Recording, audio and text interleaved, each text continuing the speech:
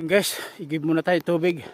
May nakita ako ditong bukal na pwede nating pag-igiban ng tubig. Ayan o. Malinaw siya. Malinaw yung tubig. At pwede tayong kumuha nito. Ayan. Wala naman siyang amoy. So pwede natin siyang tikman kung ano lasa. Galing naman siya sa bundok. So natural naman. Malinis naman siya. Hindi naman siya madumi. Ayan. Siguro pinagkukunan din nila ng inumin nila. Itong residente dito. At okay naman.